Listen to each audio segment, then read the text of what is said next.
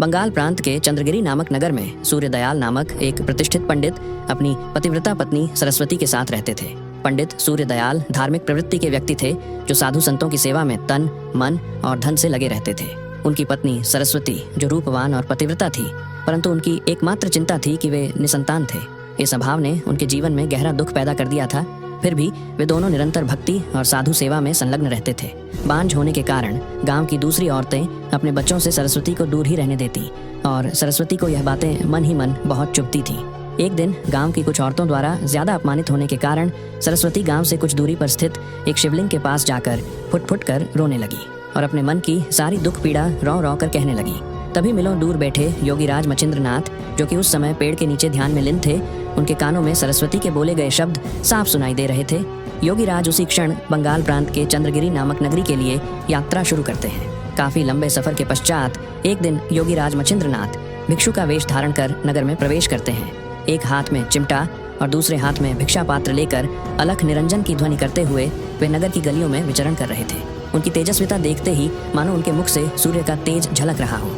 जैसे ही उनका अलख अलख सरस्वती के कानों में पड़ा, वह तुरंत एक पात्र में अन्न भरकर द्वार पर आई।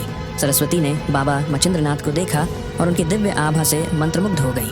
उसने झुककर भिक्षा दी और ध्यान मग्न होकर उनके दर्शन करने लगी। योगीराज ने उसकी पीड़ा को तुरंत भांप लिया और पूछा, हे माता, तुम्हारी आंखों में गहरी उदासी क्यों है? किस दुख से पीड़ित हो? सरस्वती ने अत्यंत विनम्रता से उत्तर दिया, महात्मा जी, मैं निसंतान हूँ। मेरी यही पीड़ा है कि लोग मुझे बांझ कहते हैं। यदि संतों की कृपा से मुझे पुत्र प्राप्त हो जाए तो मेरा जीवन धन्य हो जाएगा। योगीराज मचिंद्रनाथ उसकी निस्वार्थ भक्ति और सच्चाई से प्रभावित हुए। उन्होंने अपनी झोली से भस्म निकाली और कहा, इस भस्म को रथुका नहान के बाद में मिलाकर खा लेना। हरि नारायण स्वयं तुम्हारे घर पुत्र रूप में अवतरित होंगे, जो कल्याणकारी और महान होगा। मैं 12 वर्ष बाद तुम्हारे पुत्र के दर्शन करने फिर आऊँगा। सरस्वती ने वह भस्म बड़े सम्मान के साथ अपने आले में रख दी, परंतु जब उसने यह बात अपनी पड़ोसी सहेलियों को बताई तो उन्होंने उसे भ्रुकुटी से देखते हुए कहा, यह सब झूठ है। ये साधु महात्मा तो बहरूपीय होते हैं, भस्म के बहाने जहर दे जाते हैं। क्या तुमने कभी सुना है कि भस्म से पुत्र प्राप्त होता है? अगर ऐसा होता तो संसार में बांझ स्त्रियों का नामो निशान मिट जाता। सरस्वती सहेलियों की बातों में आ गई और मन में संदेह घर कर गया। अंततः उसने वह भस्म गांव के एक गहरे गड्ढे में फेंक दी जो कूड़े और गोबर से भरा था। दिन बीतते गए और सरस्वती के जीवन में कोई संतान सुख नहीं आया। 12 वर्ष बीत गए। योगीराज अपनी प्रतिज्ञा अनुसार वैशाख मास की पूर्णिमा तिथि दिन मंगलवार को गुरु मचिंद्रनाथ के बताएं समय के मुताबिक वर्तमान के राजस्थान हनुमानगढ़ गोगा मेढ़ी वेरावल के समीप उस गांव में फिर से सरस्वती के द्वार पर अलख निरंजन का स्वर करते हुए बालक को देखने पहुंच गए। सरस्वती ने उन्हें देखते ही पहचान लिया, परंतु उसे भय हुआ कि कहीं वे पुत्र के बारे में न पूछ बैठें। उसने भिक्षा अर्पित कर मुड़ने की कोशिश की, लेकिन बाबा मचिंद्रनाथ ने उसकी चिंता को भांपते हुए कहा, माता, तुम्हारा पुत्र अब तो बड़ा हो गया होगा, क्या उसके दर्शन नहीं कराओगी?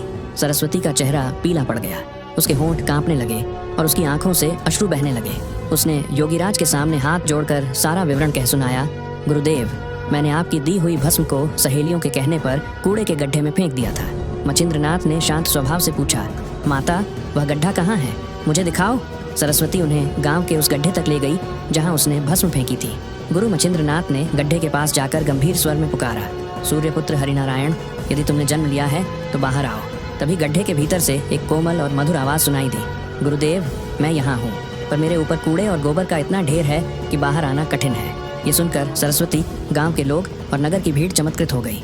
सभी ने मिलकर गोबर और कूड़ा हटाया और वहाँ से एक तेजस्वी बालक प्रकट हुआ। गुरु मचिंद्रनाथ ने उस बालक को गोद में उठाया और कहा, तुम्हारी उत्पत्ति गोबर से हुई है, इसलिए तुम्हारा नाम गोरखनाथ होगा। तुम्हारा यश सूर्य के समान जग में फैलेगा। बालक गोरखनाथ अपनी माँ की ओर देखता रहा और सरस्वती की आंखों से आंसू रुकने का नाम नहीं ले रहे थे। वह योगीराज के चरणों में गिर पड़ी और करुणा से बोली, गुरुदेव, मैंने मूर्खता की, कृपया मुझे क्षमा करें।